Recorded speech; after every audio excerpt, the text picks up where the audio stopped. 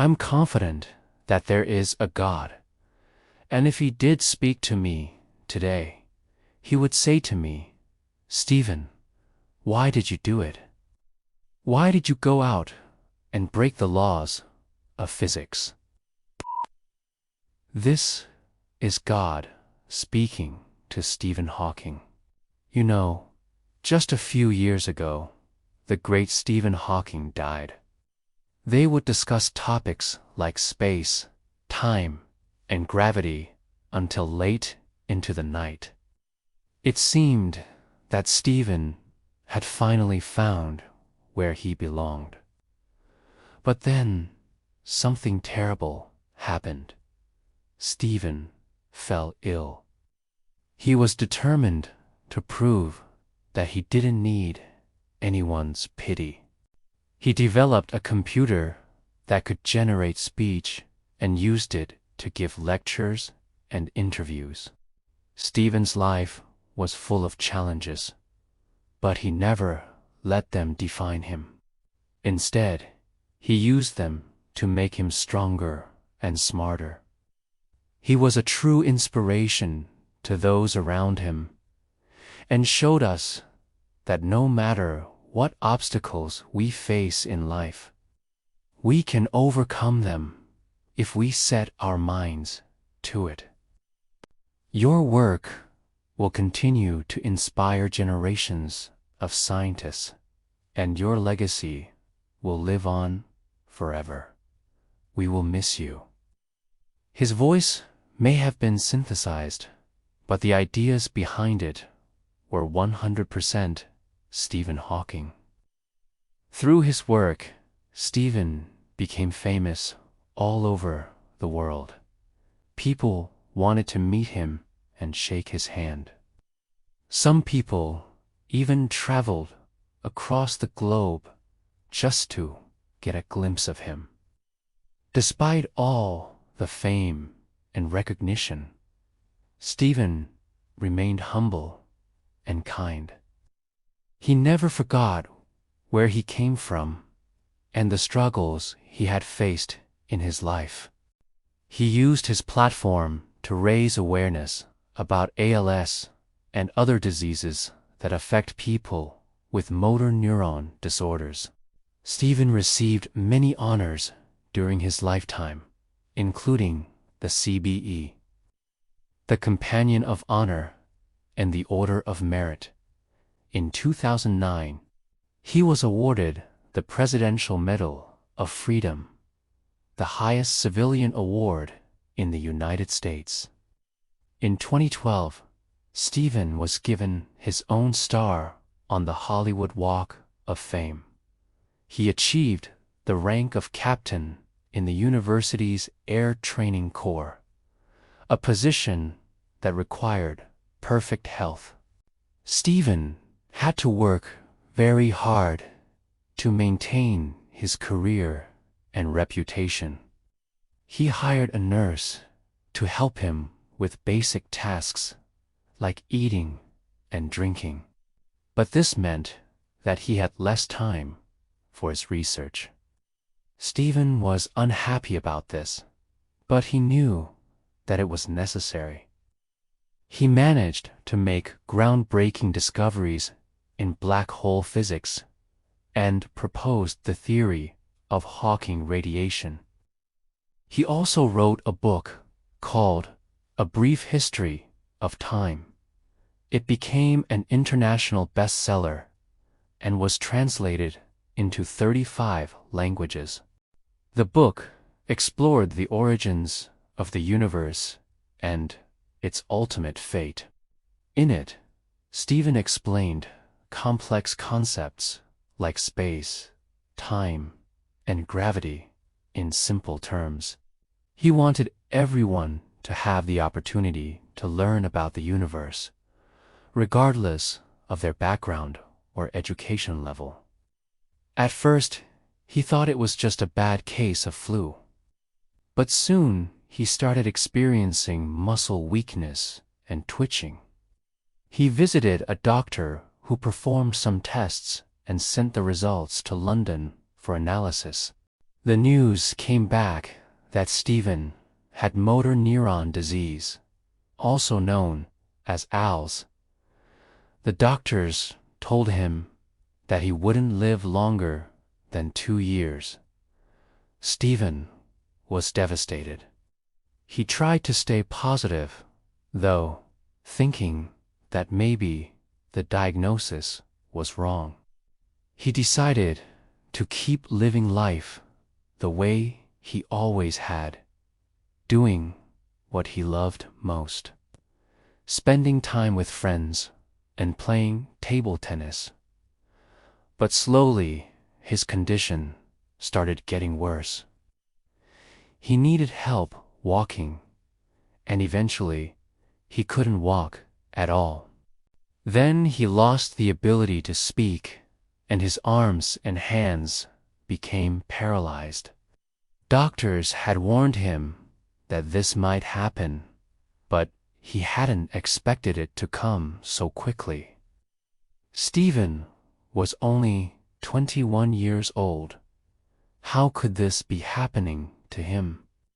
All the things he had planned to do, all the places he wanted to see, they were slipping away from him like sand through his fingers. His life expectancy dropped to only a few months. But even in the darkest hours, Stephen managed to find a reason to keep going. It wasn't easy, but somehow he did. But you might be surprised to hear that he wasn't born with psychic powers. Unfortunately, none of them worked.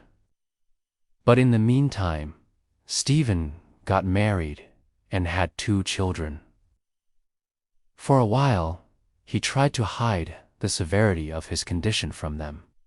But as they grew older, they started noticing that their father wasn't like other dads. He couldn't play catch or take them out for bike rides. He spent most of his time alone in his room. Stephen told him that he wasn't feeling well. Robert said, "But you're always at home. Don't you want to go out and have fun?" Stephen replied, "Of course I do, but I can't." Robert didn't understand why his dad couldn't go out and have fun. He was young and full of energy, and he could understand why his dad was so tired all the time. One day, Robert went into his dad's room without knocking. He saw his dad lying in bed, hooked up to various machines, tubes coming out of him everywhere. Robert was scared and confused. He didn't know what was going on. Stephen saw that his son was scared and tried to explain to him what was happening. He told him that he was sick and that the machines and tubes were helping him to stay alive.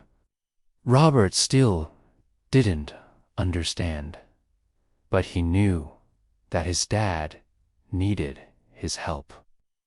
From that day on, Robert took care of his dad. He helped him with his daily routine and made sure he ate properly. He even changed his dad's diapers. He was born in 1942 in Oxford, England. His parents were both well educated and held good jobs. They wanted their son to be a successful man who could make something of himself.